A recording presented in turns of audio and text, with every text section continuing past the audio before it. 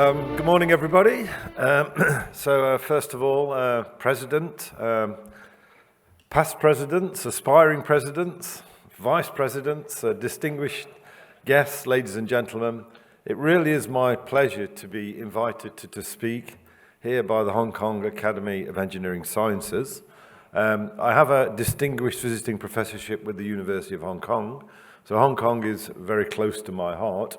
And just to say how great it is to be back amongst people, making contacts, networking, how the world used to be. We've heard a lot about AI, avatars, and how our world in the future will be very different. The world we have today seems pretty good to me. So I'm going to be talking about research for supporting an inner tech economy. I should say the views I'm about to express are my own. They don't represent those of my postdocs or students, or indeed those of the university, and I'm sure you'll find some of them quite controversial. So I'm going to try and tackle a large number of issues in a short time. I'm going to be talking about levels of technological readiness, innovation and ecosystems, the role of IP, and how we bridge the gap in moving research to development. And I'll finish with a case study on Cambridge Enterprise. And I'd just like to acknowledge my colleague Dermot O'Brien, who runs Cambridge Enterprise, who discussed the content of this talk with me at some length and provided material. So let me begin by talking about the knowledge hierarchy. This is quite simple, but I think quite informative. At the bottom of the knowledge hierarchy, we have data. And this is the stuff that scientists generate. This is what comes out of your experiments. On its own, it's meaningless. It's quite often strings of ones and zeros. So you need to organize that data or those data. And in so doing, you generate information. You know something more about a system than you knew previously. That information on its own doesn't do much for you. But when you put it together, you start to develop knowledge and understanding. And then you can start doing other things. You can start applying it to practical tasks. We call that technology. And then that produces wisdom. And based on that wisdom, we can start making decisions, making objects, and selling them. And just to say that academics sit at the bottom of that pyramid. Academics like solving hard problems. That's what my colleagues do. If the problem's not hard enough, they get bored. Industry, on the other hand, likes hard cash. It doesn't really care about the problem, provided it generates money. We've got to get from the bottom to the top, and I think that's basically, in a nutshell, the problem and challenge I'm going to describe. And it starts with levels of technological readiness, and we have 9 of them. So the ones at the bottom, 1, 2, and 3, that's where scientists, that's where academics live. We often do blue skies research with no objective technical output other than just trying to understand. A lot of our experiments generate nothing, which is actually informative, but sometimes frustrating. And often we'll produce information and data that we store, and somebody will come back and use it many years later. Look at Maxwell's equations. 1890, we're still using them. At the time, they were just an academic exercise. Newton's laws, we all use Newton's laws. Again, a bank of information. So we can play around at the bottom end there, doing exactly what we want, generating data that may or may not be useful. We go to the top of the technological readiness ladder, levels 7, 8, and 9. That's where industry lives. So we want high degrees of prototyping. We want manufacturable items. We want a market. We want people and organizations ready and able to pay for what we generate. A very different world to that at the bottom. So that leaves the 3 in the middle. Technological readiness, 4, 5, and 6. That's where the pitfalls can happen. That's where we need to bridge the gap. So right in the middle, that's where we have the critical levels. And this translates to a valley of death, of course. So for low levels of technology readiness, that's where the exciting stuff happens. That's where the technology push comes from. So I can quote the field effect transistor. Bardeen had no idea what he developed with it when he first produced that transistor. It's revolutionized us. Also the laser. You know, when that was discovered, would we think at the time that it would be fundamental to communication systems of the future? On the other hand, though, high levels of technological readiness is market pull. So a device or a product that the industry wants that doesn't exist. A battery for an electric car, for example.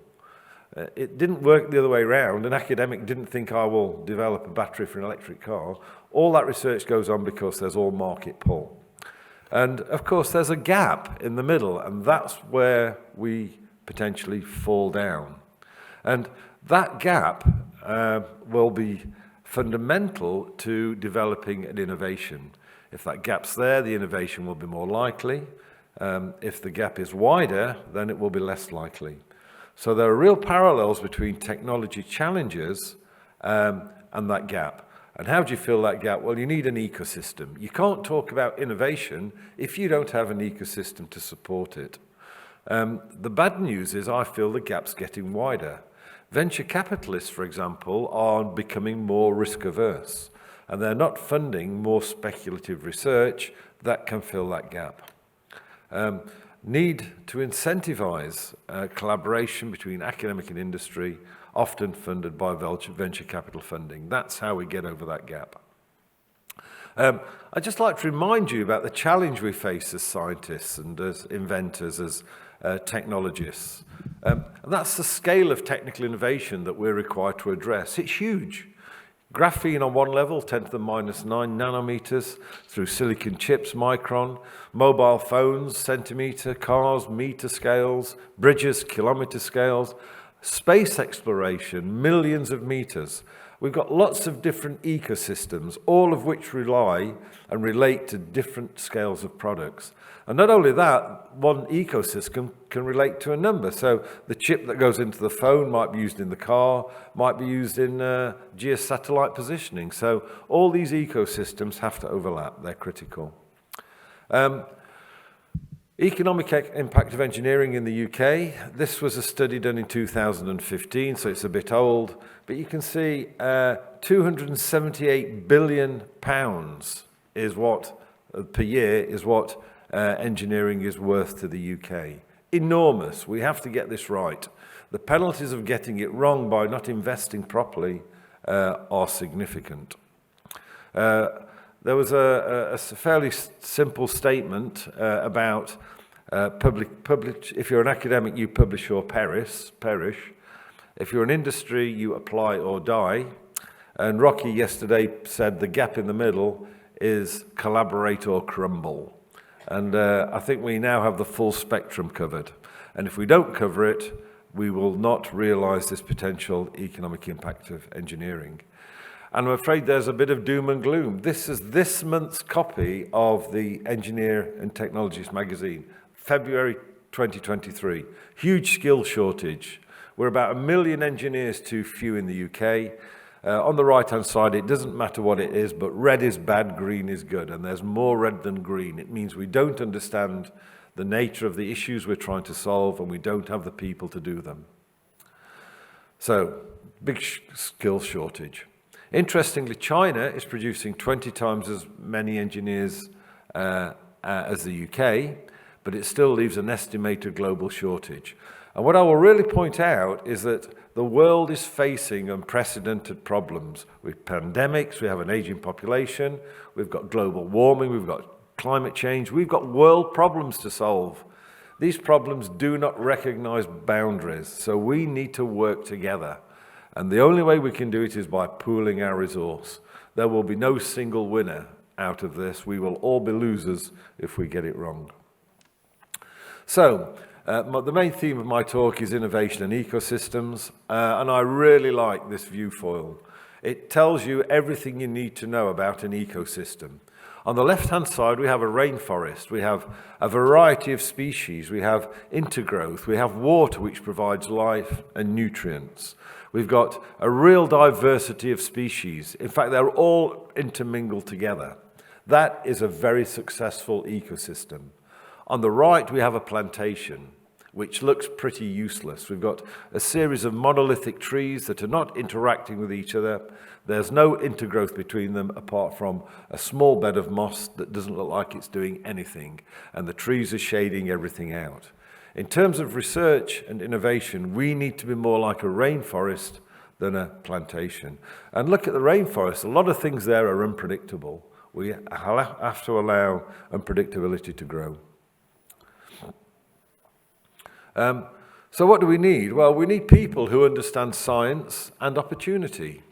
The first MRI scanner only came about because there was an accountant at Oxford Instruments who was prepared to sign a large check. So you would think it's about high magnetic fields, proton resonances, about RF stimulation, about high-powered computing. It is. But without anybody signing that check, it wouldn't have happened. So people who understand how investment in science can give us an opportunity. I'd like to say, despite what we've heard at this meeting, is that most scientists, academics and students do not want to make startup companies. The notion that every student should have their own startup company by the time they're 21 is insane. Students go to university to learn to be good scientists and researchers when they're much more likely to start up a successful startup company. 99% of student startup companies fail. It's not a good way to get an academic career going. One or two work, fine, but let's not just judge everybody by the few ones that do work. Let students focus on what they should be doing, learning. The second thing is that if we ignore technical skill shortage any further, then it will be a catastrophe. We can't afford not to train more individuals with the appropriate skills. And I think I've hopefully convinced you that innovation and ecosystems are inextricably linked. You can't have innovation without an ecosystem. You forget one, then you forget the other. Okay, so just to give you an example of an ecosystem, so this is the Cambridge ecosystem. We're very fortunate in Cambridge, and I get the world is not like Cambridge, but within a 3-mile radius, we've got Cambridge University and its 120 departments, actually produced 128 Nobel Prize winners, which is a record by some way. We've got 31 colleges, all independent. We've got a West Cambridge campus, we've got a biomedical campus, we've got an innovation park in the top north east corner there, and we've got the largest biomedical campus in Europe. So it works absolutely fine. We've got lots of expertise, and we've got lots of ecosystem and infrastructure to support what we do. And in addition, we've got business parks that grow out of our innovation. We have retail parks, we have research parks, we've got focused theme research centres like the Babraham. We've got science parks, we've got the Wellcome Genome Park, which funds only medical research, and we've got Granta Park for new innovation.